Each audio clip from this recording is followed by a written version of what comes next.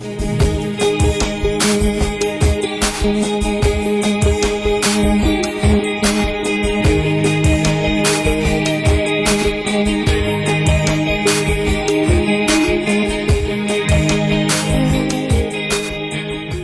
resolution of an image describes how many dots, or pixels, are used in a given area of an image.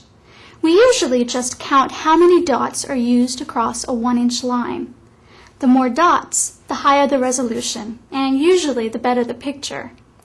You will often see the term DPI, dots per inch, used in conjunction with resolution. On a computer monitor, the dots might be referred to as pixels, or PPI, pixels per inch. If you're working with images and plan to just view them on the web, let's say, then a good resolution is usually around 72 ppi for the computer monitor. Now, if you have a better resolution image, like a 300 dpi image, then you will have a pretty good quality picture suitable for printing. That's assuming, of course, that your printer can print 300 dpi. But most printers today can easily print 300 dpi and usually much better resolution than that. How do you know what resolution you need to store your images so that you can see nice, clear images? So why not just pick a random image resolution somewhere between 72 ppi and the higher resolutions required for quality printing, like 300 dpi? Well, file size is probably the main reason. Higher resolution images tend to make large files. A ginormous file will cause your whole web page to load slowly and can clog someone's email box. Lower resolutions, however, look blurry and sloppy and lack detail when you print them.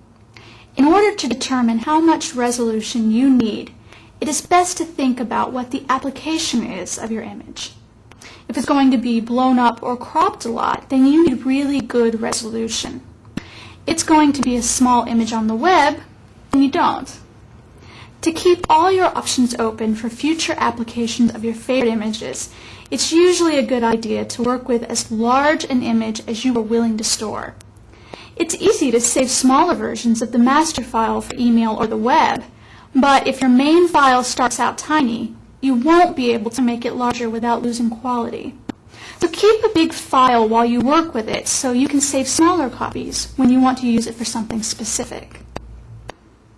Let's say you just got that almost priceless thingamabob you've been eyeing for years. You want to share your accomplishment on your website, but also print a large poster of it to hang on your wall. Well, to get that print quality, you'll need to take a picture with a pretty good digital camera, probably at least a 3-megapixel camera, and save the image in the highest resolution you can. You will need it to get a nice, clear image at that size. But then you can edit the picture and change the sizes and resolution to make a much smaller file size and put it up on the web. But keep that large detailed image just in case you need another print. Let's say you did change your thingamabob picture to something smaller and with less resolution. Now you are taking that small file, opening it, and editing it again. If your now 72 ppi image is scaled smaller by 50%, then the resulting resolution doubles to 144 ppi, just because you basically squished all the pixels together. The inverse is true as well, where doubling the image size cuts the resolution by half, except that usually your programs will have some sort of smart software in them that will fill in some of the holes between the dots to make the image look better. So it might not actually look like it's exactly half as good as before. Just be aware when you change the size and resolution of an image. Take a good look at it and make sure it can still work for you. That's probably a lot of new stuff we just covered. So a quick review of the basics. Know what you want to do with the image and plan accordingly. Choose an appropriate resolution and be careful when you resize your image. Big files can be turned into smaller ones, but the reverse doesn't always work as well. Keep that in mind and you ought to have no problems.